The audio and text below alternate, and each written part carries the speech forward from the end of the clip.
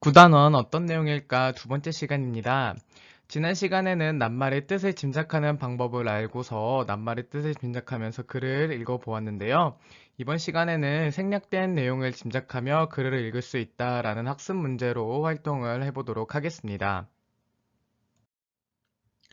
먼저 지난 시간과 마찬가지로 어떤 활동을 하기 전에 그 활동을 하는 방법에 대해서 먼저 알아보는 게 우선이 되어야 될 텐데요. 글을 읽으면 생략된 내용을 어떻게 하는 방법일까요? 우리가 학습 문제를 생각하면 이 빈칸에 들어갈 말을 생각할 수 있습니다. 네, 정답은 글을 읽으며 생략된 내용을 짐작하는 방법입니다. 그래서 그 방법이 두 가지가 있는데요. 첫째로 글에서 찾을 수 있는 뭐를 확인하면 좋을까요?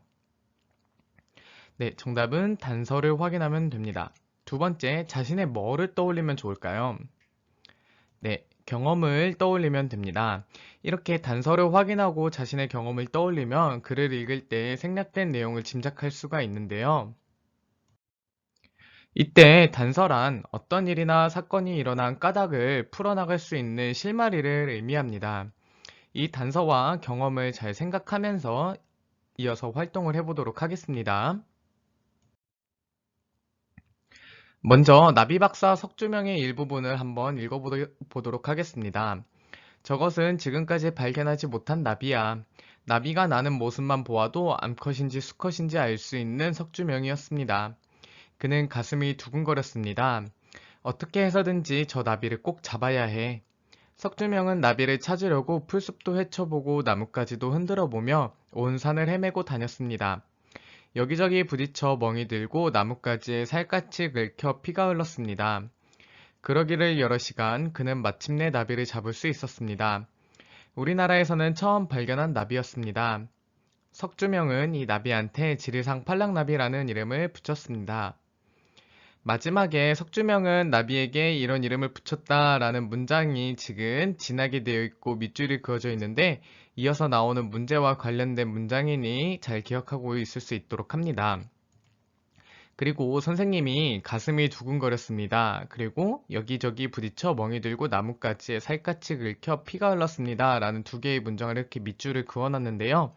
이렇게 밑줄을 그어놓은 이유는 여러분들이 이따가 생략된 내용을 짐작하거나 인물의 마음을 짐작할 때 단서가 될 수 있는 부분입니다. 여러분들도 이 부분을 잘 생각하면서 이어서 문제를 풀어보도록 하겠습니다. 1번 문제입니다. 석주명과 같이 자신이 좋아하는 일과 그 일을 했을 때의 느낌을 써보세요 라는 문제인데요. 이 문제는 우리가 아까 처음에 시작하기 전에 생략된 내용을 짐작하는 방법 중에 두 번째, 자신의 경험을 떠올리는 방법입니다. 떠올려서 문제를 풀어보면 더 쉽게 문제를 풀 수 있는데요. 먼저 내가 좋아하는 일을 쓰고 그 좋아하는 일을 했을 때의 느낌을 적으면 됩니다. 선생님은 곤충에 관련된 책을 읽는 게 좋다라고 했고, 이 책을 읽었을 때 너무 즐겁고 시간이 가는 줄 몰랐다고 했는데요. 여러분들은 뭐 게임을 할 때나 재미있는 텔레비전 프로그램을 볼 때 등 여러분들이 좋아하는 일을 쓰면 되고, 그 좋아하는 일을 할 때의 느낌을 적으면 됩니다. 2번 문제입니다. 자신의 경험을 떠올려 석주명이 지리산 팔랑나비라는 이름을 나비에게 붙였을 때 어떤 마음이었을지를 짐작해 써보세요.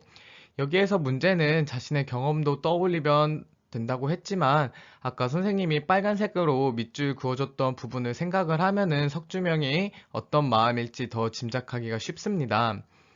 뭐 가슴이 두근거렸다라는 등의 문장이 있었는데요. 우리나라에서는 처음 발견한 나비를 잡고 지리상 팔랑나비라는 이름을 붙였을 때 석주명은 가슴이 두근거린 게 어떤 거였을까요? 네, 이때는 뿌듯하고 기뻤기 때문에 두근거렸을 것 같아요. 그래서 힘들지만 뿌듯하고 기뻤을 것 같다. 스스로 자랑스럽고 더 열심히 나비 연구를 해야겠다라는 마음이 들었을 것 같다라는 등으로 짐작을 해서 적으면 됩니다. 선생님은 여기 힘들지만은 아까 빨간색으로 밑줄 그었던 부분에서 석주명이 고생하고 막 긁히고 했던 그런 부분들이 있었거든요. 그 부분을 단서로 해서 이렇게 짐작을 했기 때문에 네, 이렇게 힘들지만 뿌듯하고 기뻤을 것 같다라는 답을 적을 수가 있었습니다. 마지막 세 번째 문제입니다. 석주명의 마음을 생각하며 떠오르는 장면을 그림으로 표현해 보세요. 라는 문제인데요. 여러분들이 지금까지 배웠던 생략된 내용을 짐작하는 방법, 자신의 경험을 떠올리거나 그 글에 나와 있는 단서를 찾아서 이 석주명의 마음을 생각하면서 그림을 그리면 되는데요. 선생님처럼 이렇게 나비를 잡고 있는 모습이나 곤충을 채집하는 모습 등 석주명이 어떤 마음일지, 또 지금 이렇게 그림에는 잘 나와 있지 않지만 여러분들이 석주명의 뿌듯한 마음이나 자랑스러운 마음 등을 이 표정으로도 더 자세하게 표현해서 그림으로 나타내도 좋습니다. 마지막으로 글을 읽으며 생략된 내용을 짐작하는 방법을 정리해 보도록 하겠습니다. 글에서 찾을 수 있는 아까 뭐를 확인하면 좋다고 했죠?